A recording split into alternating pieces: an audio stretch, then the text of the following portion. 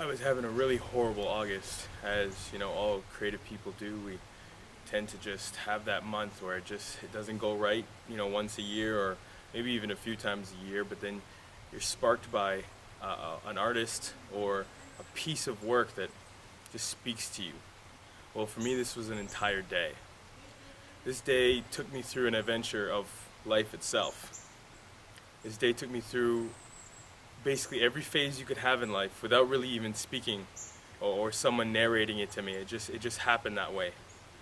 I started off the day finding out about a few people who were pregnant, who the mothers and fathers had announced kind of publicly at this wedding that they had just conceived a child, and the smiles on the fathers' faces and the glows on the mothers. It was an amazing thing to see, and so many in such a small time of people that I knew. And then I was able to see some of the children who I'd never met, who I had seen in mommy's tummy but had never come out.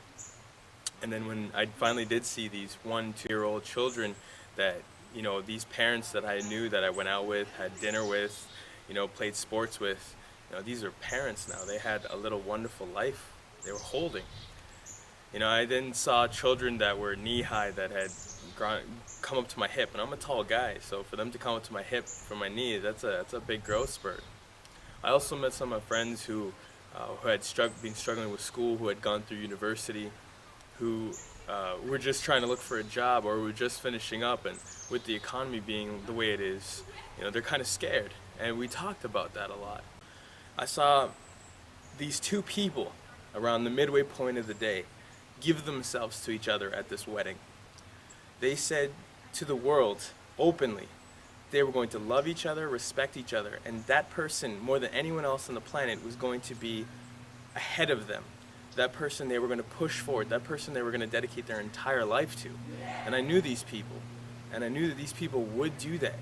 They would love each other, and they would show each other the mutual respect. But not only mutual respect, but they would give their own lives first to make sure they survive. To see that, it brought tears to my eyes.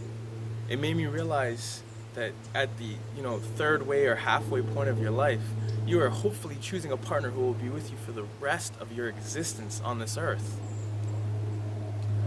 I then went to my mother's friend's 60th birthday party in between the different ceremonies that were going on, and I was able to see a woman who stood there with 200 plus friends who were just ecstatic to be around this woman who's turning 60 years old. I saw a woman who had known my mother for 43 years, who had gone through so much, who was just happy to see my mother, and they were just ecstatic to be in a different country together and be doing so well. And finally, to round out my day, which kind of lit a fire under my tail to get this blog started really, and get myself in gear and really start showing people who I am and what I'm about and the testimonies that I have, was I saw my friend's father, who wasn't much older than the lady who was celebrating her 60th birthday party. And I saw him laying there stiff and lifeless. And I saw the pain, but as well as the joy that had been generated by one person's life, a man of integrity. Yeah, of course we all make mistakes, but a man who just loved people, and he wasn't there anymore. And I realized this life is very precious. And seeing a lot of the stages of life, not all of them, not all the horrible stuff, I was actually able to see a very, very blessed and wonderful day in life, and I was able to look at it in a positive light.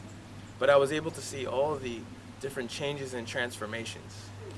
And I'm really going to push forward this blog, and I thank you for watching, and live your life. Do stuff that you love, and don't let anyone tell you otherwise.